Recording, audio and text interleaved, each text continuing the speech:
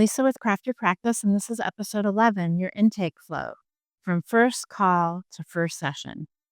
The first call a potential client makes to you is not an administrative task. It's a clinical moment.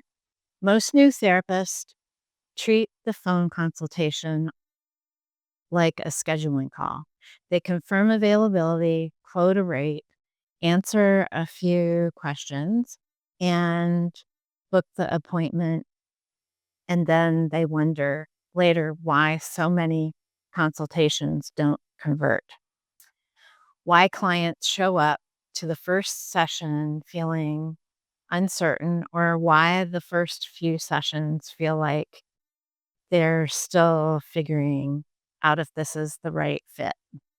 So the intake process is where the therapeutic relationship begins, not the first session, the first contact. And if you build that process thoughtfully, everything that follows is easier and for the client as well. So today we are walking through the entire intake flow from the first call to the first session. So you can build something that is both efficient and genuinely therapeutic. So part one, the consultation call.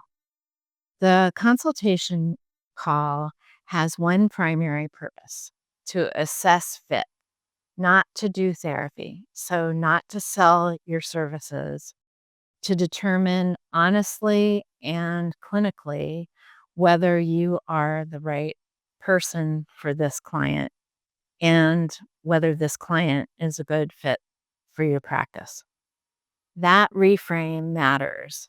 When the consultation is about fit rather than conversion, the pressure comes out of it. So you are not trying to convince anyone of anything. You're gathering information and giving the client what they need to make a decision.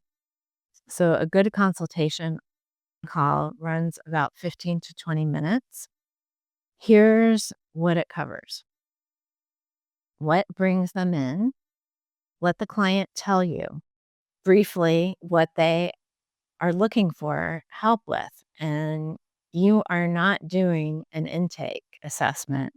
You are getting enough to know whether this is in your scope and whether you have something to offer the client. So your approach: 1 to 2 sentences about how you work, not your theoretical orientation and clinical language, what it actually feels like to work with you. So I tend to be direct. I'm going to ask you to look at things from different angles. I'm not going to tell you what to do, but I am going to challenge you. So that kind of specificity gives clients something real to respond to. Logistics, fees, frequency, telehealth, or in-person availability. Keep this factual and brief.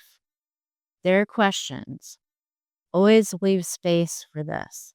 The questions a client asks on a consultation tell you a great deal about what they need and whether you can provide it. So your mutual decision: end the call with clarity. Either you are moving forward and you are scheduling, or you are not. If you are not the right fit, say so clearly and offer referral if you can. That clarity is a clinical act. Ambiguity at this stage creates confusion that carries over into the work. So, part two, intake paperwork. Once a client schedules with you, they need to complete your intake paperwork before the first session begins, not during, but before. So this matters more than most new therapists realize. Intake paperwork reviewed in advance gives you time to identify anything clinically significant before the client walks in the door. A history of hospitalizations, a previous diagnosis. You want to understand better medication that they're on or a list that raises questions. You want to know these things before you sit down, not while you're sitting down with the client. So, your intake packet should include informed consent. This document covers the nature of the therapeutic relationship and confidentiality, its limits, your policies, fees, and what clients can expect. It is not just a legal requirement, it's an opportunity for you to set the frame clearly before the work begins. A clinical intake form presenting concerns, history of previous treatment, current medications, relevant medical history, family history as relevant current life circumstances. You do not need to replicate a psychiatric evaluation.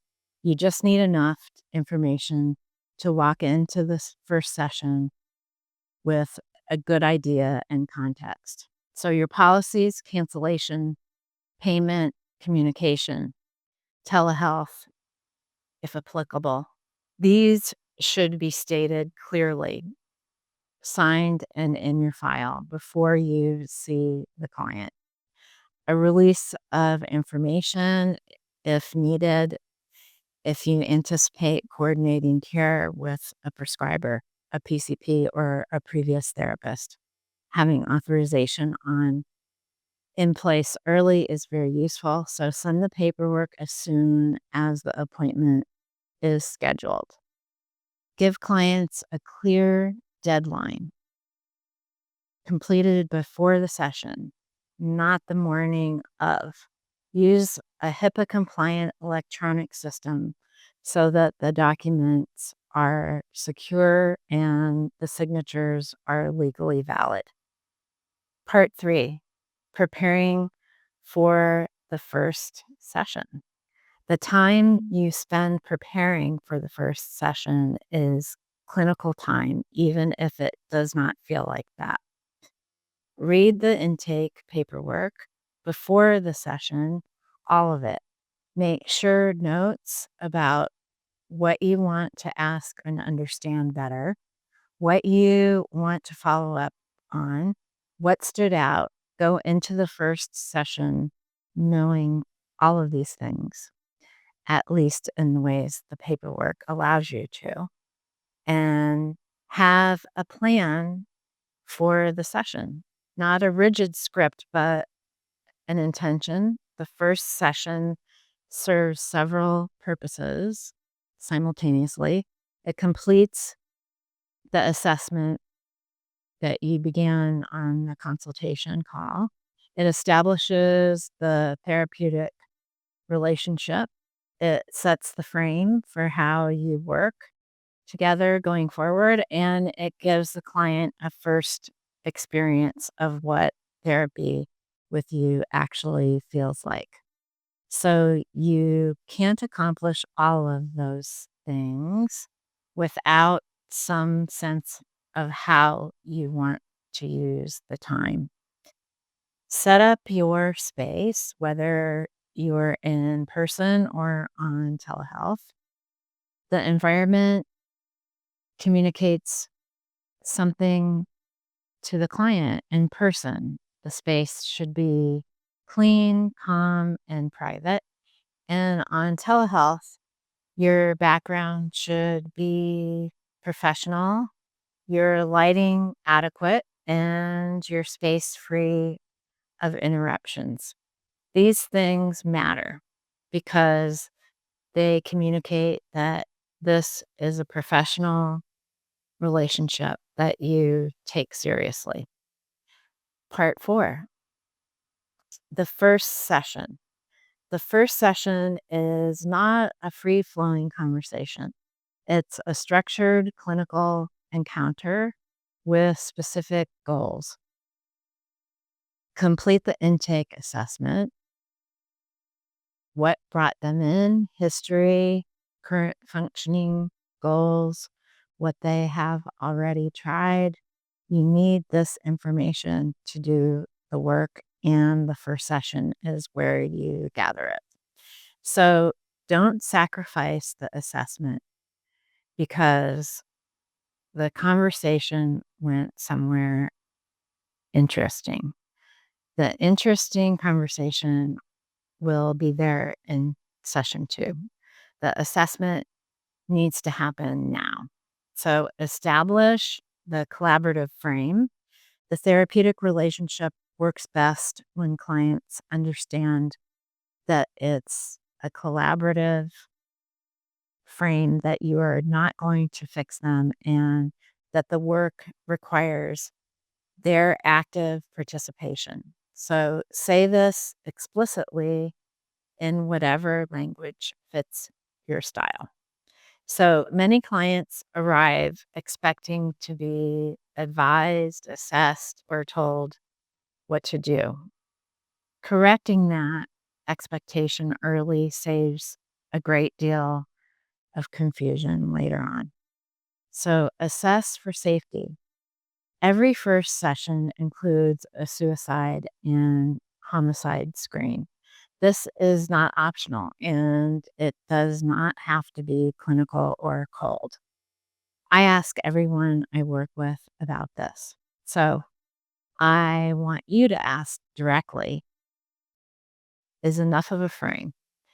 Document it, end with a plan. The first session should end with both of you knowing what you are working on, how often that you're meeting, and what the next session will focus on.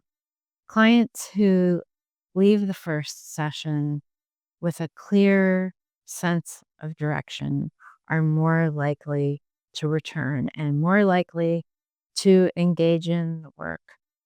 A note on fit. The first session is still a fit assessment. If something in the first session tells you clearly that this is not the right fit or match, it is better to address it directly than to continue in a relationship that is not going to work for either one of you. This is a clinical judgment call. Trust it.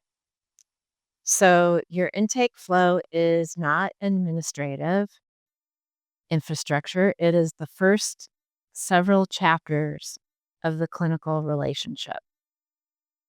When the consultation call is intentional, the paperwork is complete before the session, and the first session is structured and purposeful. Clients arrive with a sense of safety, professionalism, and direction. They know what they signed up for. They know how you work. They have already had a positive experience of the relationship before the real work has started. And that foundation is not a luxury. It's what makes the work possible. So if you want step-by-step support building out your intake process, the consultation call, the framework, the paperwork templates, the first session structure, that is inside the Launch Lab course that I built, which walks you through the entire first 90 days of building a private practice. And the link is in the description.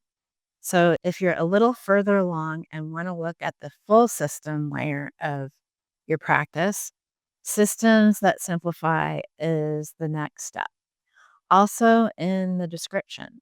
So next week, we are talking about documentation, fun times, specifically how to write notes that are clinically useful and legally solid without spending an hour on paperwork after every session. So subscribe so you don't miss it.